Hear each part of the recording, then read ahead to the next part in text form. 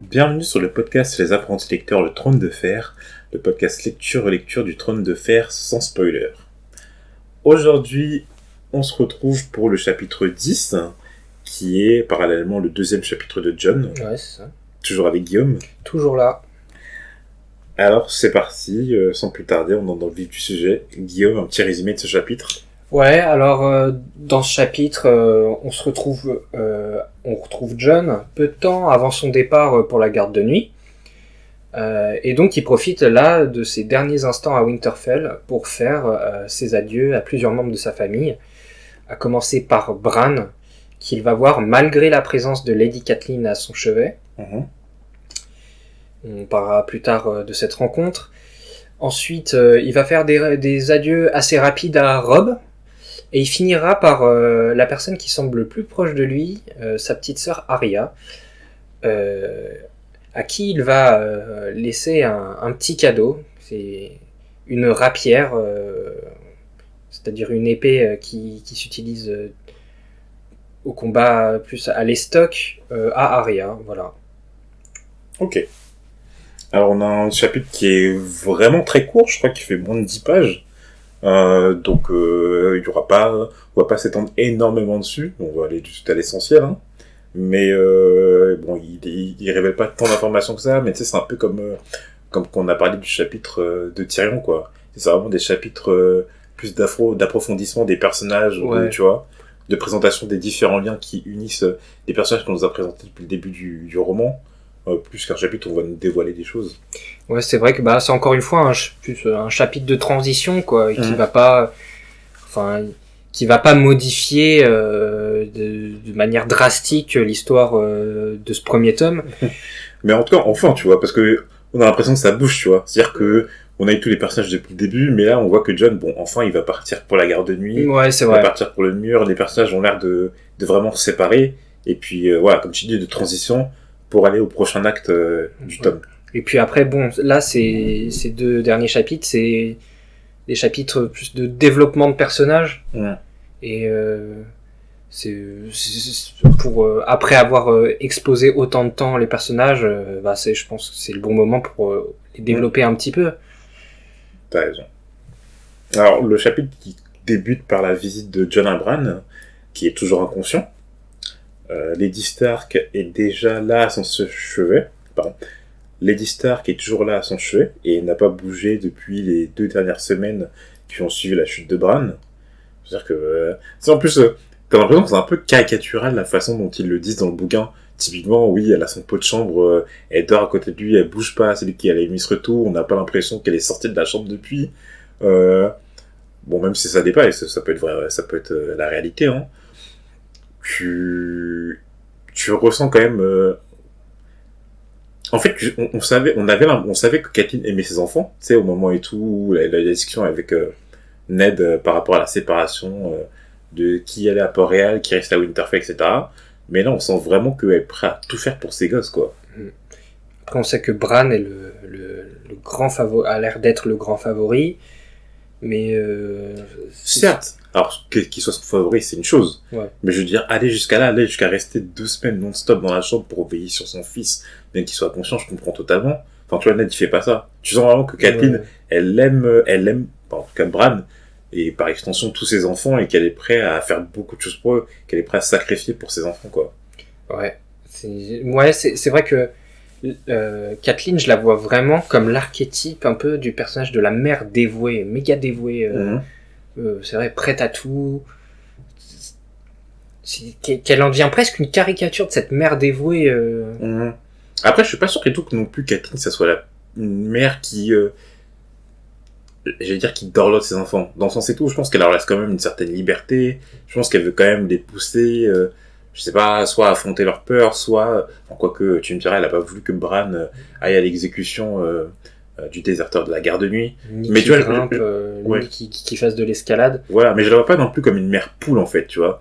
Plus dans le sens et tout, je la vois pas, je sais pas, Moi, je la vois dévouée et stricte, quand même. Ouais, voilà, je la vois plus stricte qu'en fait que gentille, en fait, c'est ça. Mais par contre et tout, c'est pas parce qu'elle est stricte et tout que elle est pas prête à tout et tout pour ses enfants. Non, En tout cas, dans ce qu'on voit. bien au contraire. Bien au Hum. contraire. C'est ça.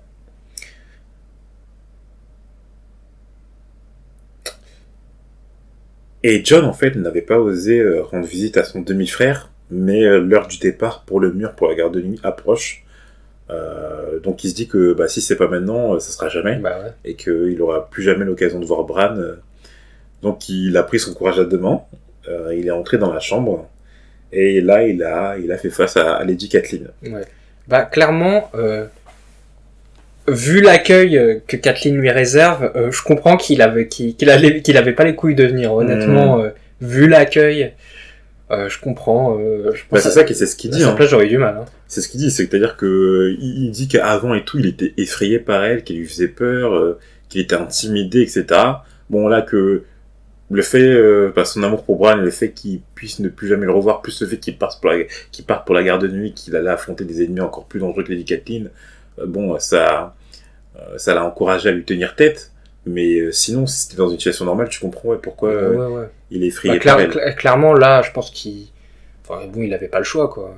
C'est ça. Il avait pas le choix.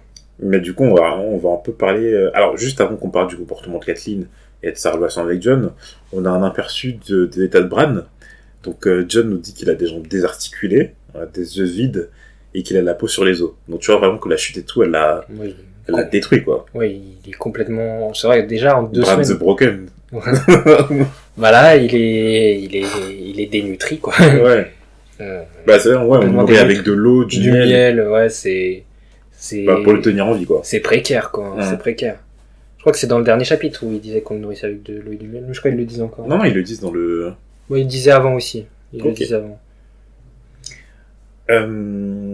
Et donc, c'est vrai que alors Catelyn, elle a un accueil glacial, quoi.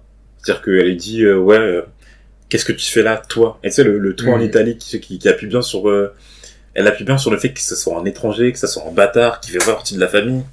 Et, enfin, c'est violent quand même, parce que John, il a 14 ans, faut se rappeler. Ouais, c'est vrai. Mais Donc c'est vraiment un enfant, en fait, hein. c'est vrai que, enfin, on voyait Kathleen comme quelqu'un quand même... Parce que dans la série, je suis d'accord, parce que John, dans la série, ça a l'air comme même plus que dans l'adolescent, il a l'air d'avoir la vingtaine. jeune adulte, largement. Voilà. Très jeune adulte. Donc même si elle parle comme ça, je veux dire, c'est encore plus violent quand tu sais que John, il a vraiment 14 ans, quoi. C'est vraiment un gosse. Dans la série, tu prends ça comme un manque de respect. Là, c'est un vrai manque de respect, mais là, ça appuie vraiment le côté cruel, quoi. C'est vrai que Kathleen, on la voyait plus comme une femme aimante à l'égard de son mari. Allez, aimante à l'égard de son mari. Oui, on la voyait. Non, mais c'est la vision qu'on a d'elle avant ce chapitre. Et en fait, on découvre un aspect de sa personnalité, en fait, qui lui ressemble pas.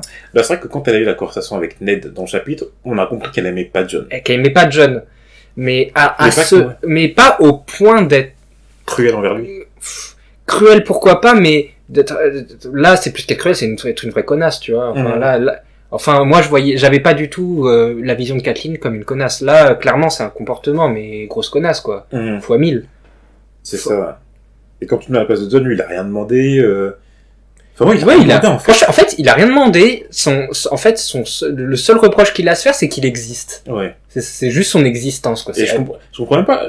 Moi, je pense que d'un côté et tout, je pense qu'elle a déporté sa haine la haine qu'elle a pour Ned d'avoir eu un enfant avec avec une autre, pardon. Et de l'avoir ramené surtout à Winterfell, parce que comme elle avait déjà dit, enfin, on savait déjà que un bâtard, bon, c'est pas un problème, mais un bâtard à Winterfell, c'est abusé, quoi. Donc je pense que elle pouvait pas se permettre de détester son mari, et du coup elle a déporté cette colère sur John. Ouais, elle a tout transféré sur John, probablement. Donc, et puis plus les rumeurs de Ashara Dane, machin, je pense que ça a dû lui taper sur le système, et là encore plus déverser sa haine, quoi. Donc bon. Et donc en fait John il fait un discours à Bran qui est empli de tristesse, et Lady Catelyn pendant ce discours elle pique pas un mot. Donc John il y voit du consentement parce qu'il a tenu tête, elle a même menacé d'appeler les gardes, mais bon. Pour toi, quand une fille dit pas non, c'est le consentement, c'est ça? C'est sûr que, avec ce point de vue-là. Et Kathleen se met alors à parler, à elle ou à John, bon, ça c'est la question. Mais en tout cas, elle se met à parler. Et elle déclare qu'elle n'a fait que prier le dieu aux 7 faces afin que Bran lui revienne. Et John, gêné, et c'est aussi une erreur conne, il lui répond que c'est pas de sa faute. Et c'est vraiment une erreur conne pour moi de dire quelque chose, il aurait dû se taire, mais bon, il a été obligé de parler, il était dans une situation confortable. Je sais pas pourquoi tu prends ça comme une erreur conne, tu vois, c'est juste être humain, je sais pas, parce que moi honnêtement, là je m'identifie un peu à John et je me dis que dans un moment, tu sais, souvent ça arrive quand t'as quelqu'un qui est pas bien et tout, tu t'essayes de faire preuve d'un peu, soit d'empathie ou de compassion, tu vois. Non, mais t'as raison, en fait, c'est vraiment parce que non, mais c'est une erreur conne dans le sens et tout. Si, pour Kathleen et tout, c'est vraiment, il sait que c'est une salope là, à ce moment-là, tu vois. Ouais, c'est vrai que bon, c'est. Ouais, peut-être si tu te mets à la place de John, enfin, ça fait longtemps qu'il connaît Kathleen, sûrement que, bon, s'il avait réfléchi un peu, il aurait dû s'attendre à la réponse. Ouais, c'est ça. Mais bon, je pense que là, on comprend que John n'est pas quelqu'un, de rancunier, du coup, parce que, je pense que c'est pas la première fois qu'elle se comporte comme ça avec John, peut-être que là, c'est le max, mais c'est pas la première fois qu'elle se comporte comme ça avec John.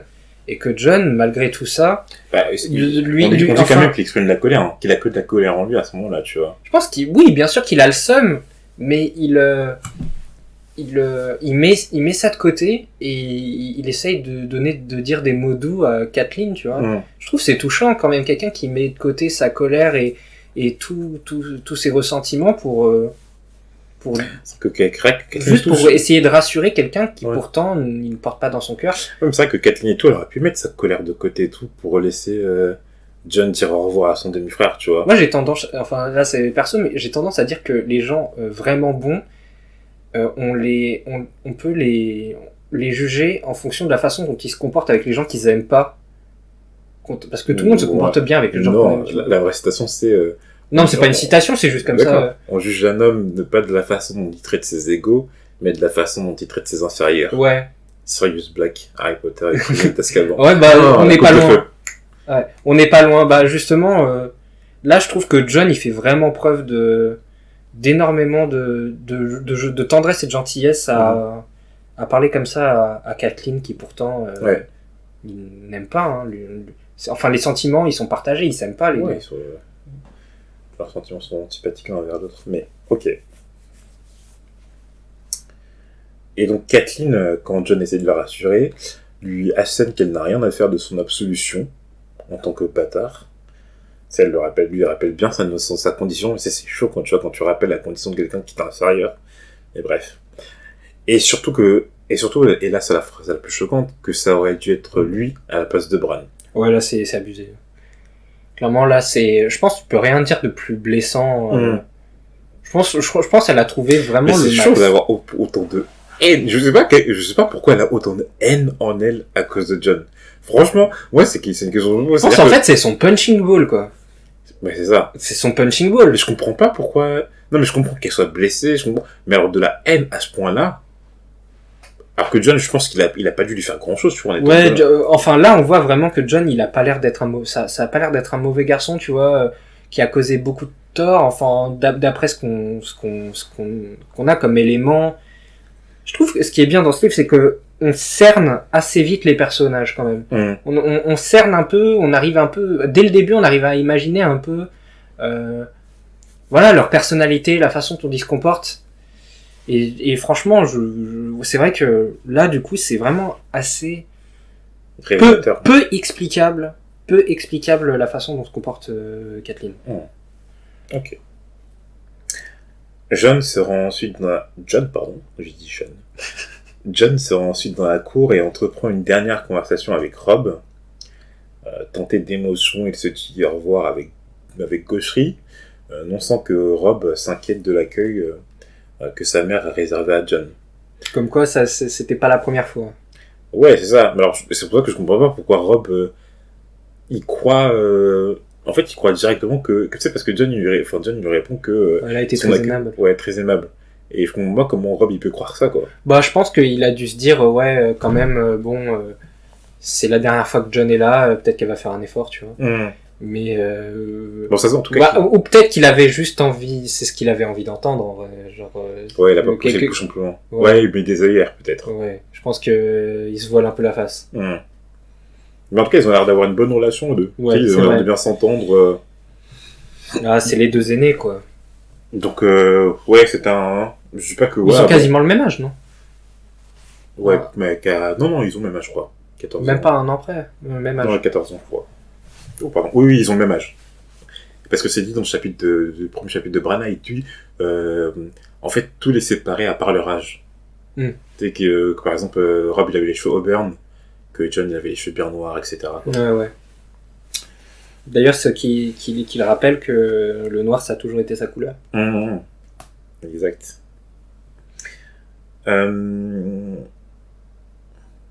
Donc voilà, alors je sais pas que... Bon, voilà, c'était émouvant, mais comme, ça fait 10 chapitres qu'on les connaît et tout, forcément, on n'est pas, tu vois... Bien sûr, comme on a vu la série et tout, c'est quand même, voilà, on est un peu plus touché, mais je veux dire, là, à ce moment-là, et toute l'histoire et tout, on les a pas vus interagir ensemble, on a très peu d'interaction avec eux. Oui, clairement, ça nous brise pas le cœur non plus, quoi. Quoique, je trouve que la séparation ensuite de John avec Arya était plus touchante. Ouais. Bon, parce qu'elle est plus longue, elle est plus explicite, il y a plus, et elle est plus compréhensive aussi, tu vois. Ouais. Parce que John se rend dernier dans la chambre de Arya. Et elle est en train de ranger ses affaires en désordre avec sa louve Nymeria au grand dam de Septa Mordan. John décide de lui offrir un cadeau en guise de au revoir, une épée, fine comme Arya. Donc, on vient de le dire et tout, leur séparation est assez touchante. C'est vrai que Arya et tout, on avait appris à la connaître et tout dans son premier chapitre Point of View. Et on a vu qu'Arya et tout, elles sont un peu délaissées à l'intérieur de la maison des stars, quoi, que John, je crois qu'elle disait que justement que John et tout, elles s'entendaient bien avec lui.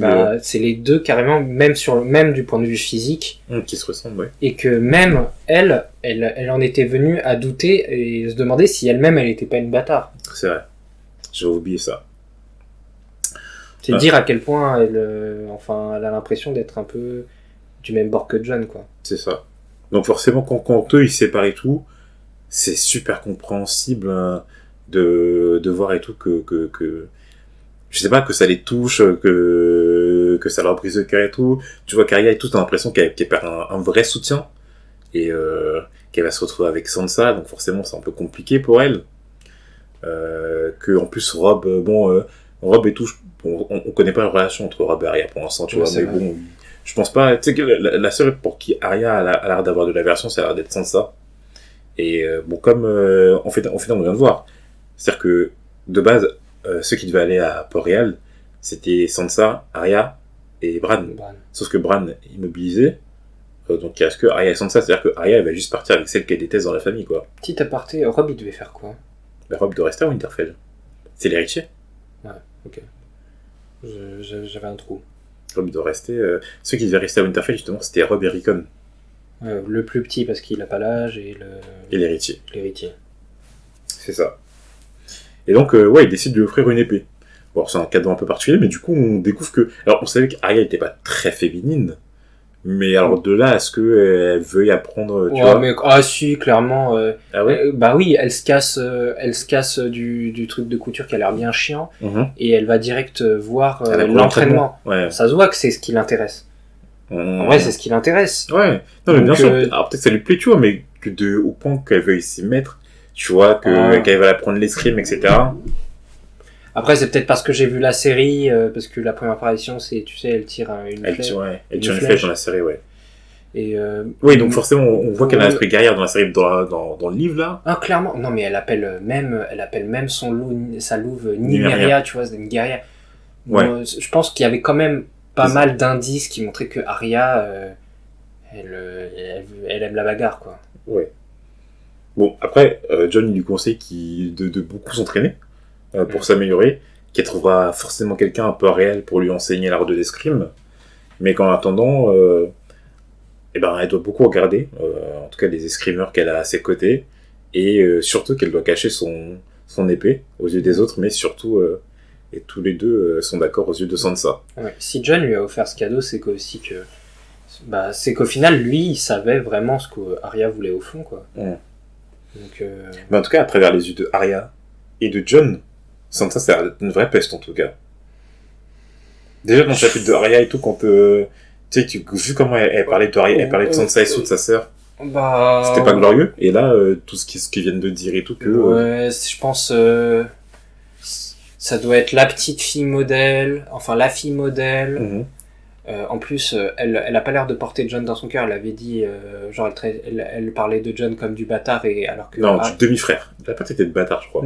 Je crois qu'elle a dit demi-frère. Demi-frère ? Ouais. Je crois qu'elle disait justement, non, c'est notre demi-frère. Ouais, bon, bref, elle a pas l'air de porter Jon dans son cœur. Ouais. En plus, là, on comprend que ça a l'air un peu d'être une poucave, genre... Ouais. Surtout une chose, ne rien dire à Sansa.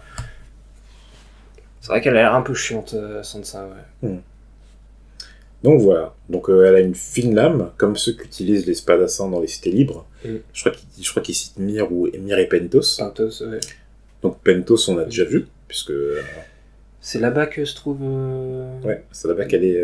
Daenerys chez Maître Illyrio. C'est ça, exactement. Et Myr... la seule fois on en a parlé, c'était pour les lentilles de Myr et tout, tu sais, du cadeau de... Oui, c'est vrai. Voilà.